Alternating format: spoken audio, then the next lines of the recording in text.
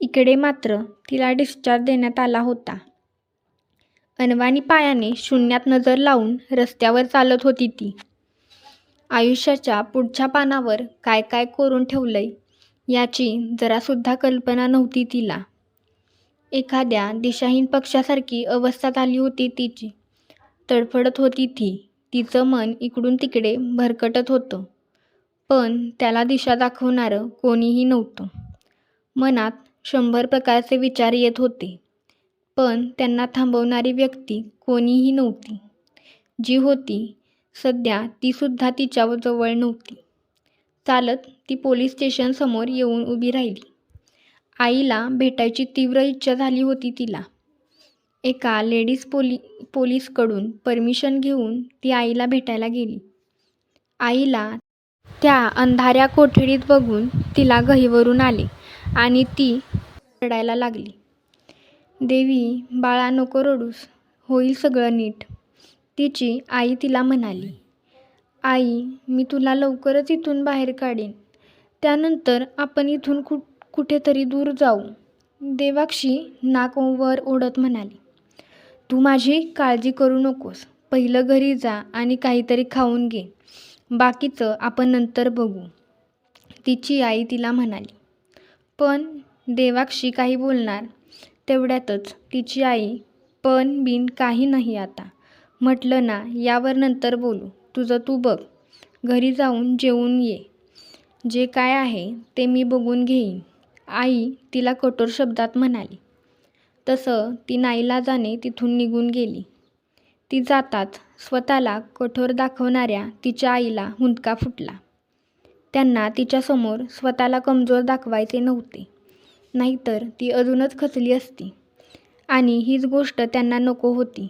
त्याचमुळे त्यांनी तिला तिथून जायला सांगितले. इतकी वर्ष मी ज्या गोष्टीपासून पळत आले, जिची मी तिला कधी झळही लागून दिली नाही, तोच भूतकाळ आज माझ्यासमोर उभा आहे. आणि याच भूतकाळाच्या झळीत माझी मुलगी पळत आहे," आई तोंडाला पदर लावून रडत म्हणाली. अचानकच त्यांच्या डोळ्यांसमोर भूतकाळातल्या काही गोष्टी झळकू लागल्या. भूतकाळ 23 वर्षापूर्वी. "कुमुद, अजून थोडा वेळ सहन कर गं हा त्रास," एक बाई कुमुदिनीच्या डोक्यावर हात फिरवत म्हणाली. तशी कुमुदिनी जोरात ओरडली आणि थोड्याच वेळात एका लहान बाळाचा रडण्याचा आवाज येऊ लागला. "मुलगी झाली गं," ती बाई थोड्याशा दुःखी स्वरात म्हणाली. कारण आता तिचं नशीब हे जन्मापासूनच लिहिलं जाणार हे समजलं होतं त्या बाईला. इकडे तिलासुद्धा झटका बसल्यासारखं झालं होतं. असं नव्हतं की तिला मुलगी नको होती, पण मुलीच्या जन्माला येऊन तिने मोठी चूक तर लागलं तिला. माणसाचं नशीब हे 5वीलाच लिहिलं जातं असं म्हणतात. पण त्या लहानग्या जीवाचं नशीब कदाचित जन्मानंतरच ठरलं गेलं होतं. "कुमुद, याचा जास्त त्रास करून नको घेऊस. आता जे काही होईल ते सगळं देवावर सोडून दे. देवाला जर या जीवाची काळजी असेल तर तो स्वतः तिला या दलदलीतून बाहेर काढेल," ती बाई झोपलेल्या कुमुदिनीला म्हणाली. कुमुद मोठमोठ्याने श्वास घेत होती. ती अजूनही दमलेली होती. पण पुढच्या विचाराने ती आत्ताच अजून जास्त अस्वस्थ झाली आणि त्यामुळे तिला जास्तच भीती दाटून आली. "नक्षत्रासारखी आहे बघ पोर तुझी.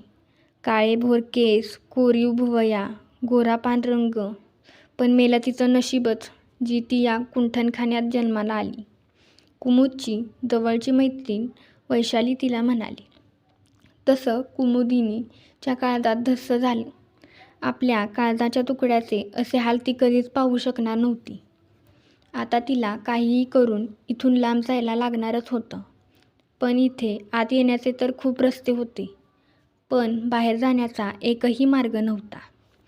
सध्या तरी तिला बाकीच्या गोष्टीचा विचार करणं सोडून द्यायचं होतं.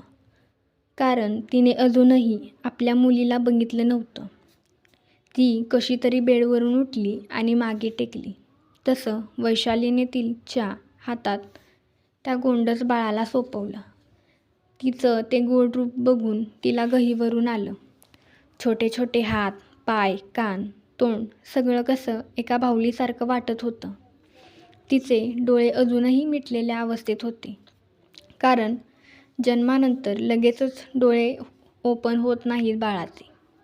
तिचे लाल चुटूक नाजूक गुलाबी होठ पपी फेस करून बसले होते, तर कधी वेडावाकडा चेहरा करत होते. या सगळ्याचं तिला खूप कौतुक वाटलं. अचानक तिला तिचं पहिलं बाळ आठवलं, ज्यापासून ती आता खूप दूर आली होती. पहिलं मातृत्वाचं सुख त्याच्याकडूनच तर भेटलं होतं तिला. त्याच्या आठवणीने तिच्या डोळ्यात अश्रू तरळले. माहीत नाही ती तिच्या डोळ्यांनी मन भरून कधी बघू शकेल का त्याला. मनू, आज तुझ्या छोट्या बहिणीला बघून किती आनंद झाला असता रे तुला. किती हट्ट करायचास राखी बांधायला बहीण पाहिजे म्हणून. आता बहीण तर आहे, पण तू जवळ नाही आहेस आमच्या. असो, जिथे कुठे असशील तिथे सुखी राहा. माझी सावलीही कधी पडू नये तुझ्या आयुष्यात, हीच देवाला प्रार्थना. कुमुदिनी मनोमन देवाला हात जोडत म्हणाली. कुमुद. बाहेरून एका बाईचा घोगरा आवाज आला. अक्कासाहेब आली वाटतं, वैशाली घाबरून म्हणाली. तसं कुमुदने भीतीने आवंडा गिळत वैशालीकडे बघितले. एक बाई तडतड पावले टाकत तिच्या खोलीत आली. तिने बंगाली टाईपमधली साडी नेसली होती. गव्हाळवर्ण लांबसडक काळेभोर केस जे तिच्या पाठीवर नागिनीसारखे रुळत होते. कपाळावर मीडियम साईज गोल काळी टिकली, कोरी ओठ, सडपातळ कमनीय बांधा. हीच ती अक्कासाहेब जी या कोठ्याची लेडी डॉन होती. सगळे व्यवहार तिच्याच हाती असायचे. दिसायला जितकी कातील तितकीच वेळप्रसंगी समोरच्या माणसाला सळो की पळो करून सोडणारी. वय 45च्या आसपास होतं, पण अजूनही तिच्या अदा समोरच्याला घायाळ करण्यासाठी पुरेशा होत्या. काय ग कुमुद, कुठे आहे या कोठड्याची शान? सुवर्णा बोलली मला की तुला मुलगी झाली, अक्कासाहेब बेडवर बसत म्हणाले. तसं कुमुदने बाळाला आपल्या छातीशी कवटाळले, जेणेकरून तिची नजरसुद्धा तिच्यावर पडू नये. तशी अक्कासाहेब मोठ्याने हसू लागली. कुमुदने तिच्याकडे गोंधळून बघितलं. तू तिला कितीही लपव ग, पण कधी ना कधी तरी तिला बाहेर यायलाच लागेल. ती आपल्याच हातावर टाळी मारत हसत म्हणाली. आण बरं आता इकडे. या अक्कासाहेबाच्या हातात जायचं सुदैव भेटू दे तुझ्या लेकीला. अक्कासाहेब आपले दोन्ही हात पुढे करत म्हणाले. नाही. कुमुदने नाहीमध्ये मान हलवली. असं होय, थांब मग मीच घेते. असं बोलून तिने बाळाला कुमुदच्या हातून हिसकावून घेतलं. तिने बाळाला हातात घेऊन बघितलं आणि तिच्या चेहऱ्यावर असुरी हसू पसरलं. देखणं रूप आहे बघ तुझ्या पोरीचं. नशीबवान समज तुला. नशीबवान आहेस की तू इथं जन्माला आलीस. जन्नत हे ये जन्नत. तुझ्यासाठी मोठमोठ्या लोकांच्या रांगा लागतील या कुंटणखान्यासमोर. तुझी एक झलक बघण्यासाठी लोक वेडी होतील, वेडी. अक्कासाहेब हातातल्या बाळाला बघत म्हणाली. तिच्या बोलण्याने कुमुदला किळस येत होती. असं वाटत होतं की तिच्या हातून हिसकावून घ्यावं तिच्या मुलीला, पण तिचं शरीर अजूनही अशक्त होतं आणि कदाचित शरीरापेक्षा मन जास्त अशक्त होतं. त्यामुळेच तिला मनातच चरफडत बसण्याशिवाय काही पर्याय नव्हता. कुमुद, ही तुझी पोर मला बक्कळ पैसा कमवून देईल. हिची फक्त मोठमोठ्या लोकांशी डील करायची. या कुंटणखान्याची राणी होईल, राणी. अक्कासाहेब मोठमोठ्याने वेड्यासारखी हसत म्हणाली. आणि इतका वेळ निश्चित शांत पडलेल्या आईने बंड केला. तिचं मन खवळून निघालं जेव्हा तिच्या नुकत्याच जन्मलेल्या बाळाला विकायची भाषा चालू झाली. का नाही एका आईचं मन पेटून उठणार. तिने तिच्यात होती नव्हती तेवढी शक्ती एकवटली. यमुना, खबरदार, जर माझ्या मुलीला विकायची भाषा केलीस तर माझ्या इतकं वाईट कोणीच नाही. तुझ्या मनात तसा विचारही करू नकोस, नाहीतर तुझ्या या अख्खा साम्राज्याला आग लावेन, आग. कुमुद आपले वाढलेले श्वास कंट्रोल करत म्हणाली, कारण ती खूप मोठमोठ्याने बोलत होती. त्यामुळे तिला दम लागत होता. आजपर्यंत तिथल्या कुठल्याही बाईने तिला तिच्या नावाने कधीच हाक मारली नव्हती आणि हेच धाडस आज कुमुदने केलं होतं. त्यामुळे आता अक्कासाहेब नक्कीच पेटून उठणार असं सगळ्या बायकांना वाटू लागलं तिथल्या. पण झालं मात्र उलटंच. अजूनही अक्कासाहेब शांत आणि आनंदित होती. तिच्या या शांत बसण्यामुळे कुमुदला मनातच भीती वाटली. कदाचित ही वादळापूर्वीची शांतता आहे असं वाटून गेलं. कुमुद, आज मी खूप आनंदी आहे बघ. जा, आज काहीतरी गोडधोड कर. आणि हो, ह्या बारक्या बाळाची सगळ्यांनी मिळून नीट काळजी घ्यायची. कसलाही त्रास होऊ द्यायचा नाही तिला. थोडा जरी ताप नाही तर दुसरं काय झालं तर लगेच दवाखान्यात घेऊन जायचं. ही अक्कासाहेब खंबीर आहे वाटेल तितके पैसे खर्च करायला. तिने बाळाच्या डोक्यावर हात फिरवला आणि तो आपल्या कपाळावर कडकड मोडला. माझी राणी ग. तिने एकदा बाळाकडे बघितलं आणि नंतर तिला कुमुदकडे दिलं आणि खुश होतच गाणे गुणगुणत खोलीच्या बाहेर पडली. कुमुद, मला ना हिचं काही खरं वाटत नाहीये. काय चाललंय हिचं? तू एवढं बोलून सुद्धा तिला काहीच कसा फरक पडला नाही.